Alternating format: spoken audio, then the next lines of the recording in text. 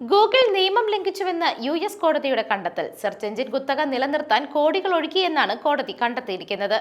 ലോകത്തിലെ പ്രധാന സെർച്ച് എഞ്ചിനായി മാറാനാണ് നിയമവിരുദ്ധമായും അനധികൃതമായി കോടിക്കണക്കിന് ഡോളർ ചിലവഴിച്ച് ഗൂഗിൾ ആന്റി ട്രസ്റ്റ് നിയമം ലംഘിച്ചത് എന്ന് യു.എസ്. ജില്ലാ ജഡ്ജി ചൂണ്ടിക്കാട്ടി. ഗൂഗിളിനെയും മാതൃകമ്പനിയായ ആൽഫബറ്റിനെയും കടുത്ത പ്രതിരോധത്തിലാക്കുന്നതാണ് ഈ കണ്ടെത്തൽ. സ്മാർട്ട് ഫോണുകളിലും ബ്രൗസറുകളിലും ഡിഫോൾട്ട് സെർച്ച് എഞ്ചിനായി ഗൂഗിൾ ലഭ്യമാക്കാൻ വിവിധ സ്മാർട്ട് ഫോൺ കമ്പനികൾക്ക് ഗൂഗിൾ കോടികൾ അനധികൃതമായി നൽകിയെന്ന പ്രോസിക്യൂഷൻ വാദം ശരിവെക്കുന്ന കണ്ടെത്തലാണിത്. ഗൂഗിളിനെയും മാതൃകമ്പനിയായ ആൽഫബറ്റിനെയും കടുത്ത പ്രതിരോധത്തിലാക്കുന്നതാണ് ഈ കണ്ടെത്തൽ. സാക്ഷിമൊഴികളും തെളിവുകളും ശ്രദ്ധാപൂർവം പരിഗണിച്ച ശേഷമാണ് വിധി പറയുന്നതെന്നും ജഡ്ജി പറഞ്ഞു.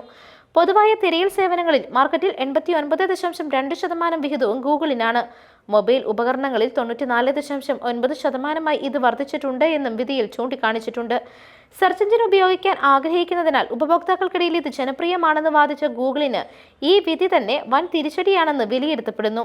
ഗൂഗിളിന്റെ സെർച്ച് എഞ്ചിൻ ലോകമെമ്പാടും പ്രതിദിനം 8.5 ബില്യൺ അന്വേഷണങ്ങളാണ് പ്രോസസ്സ് ചെയ്യുന്നത്. ഇത് 12 വർഷം മുമ്പുള്ളതിനേക്കാൾ ഇരട്ടിയാണെന്നും ചൂണ്ടിക്കാണിക്കപ്പെടുന്നു. കേസിൽ രണ്ടാം ഘട്ട വാദം നടക്കും. ഇതിലായിരിക്കും ഗൂഗിളിനെതിരെ കോടതി നിയമ നടപടികൾ എടുക്കുക. അതിനിടെ കോടതി വിധിയെ US. Attorney general Merrick garland പ്രശംസിച്ചു. ഒരു കമ്പനിയും നിയമത്തിന് മുകളിലല്ല എന്നും അറ്റോർണി ജനറൽ പറഞ്ഞു. അതേസമയം കേസിൽ അപ്പീൽ നൽകുവാനാണ് ഗൂഗിൾ തീരുമാനിച്ചിരിക്കുന്നത്. News desk മെഗ്നവിഷൻ.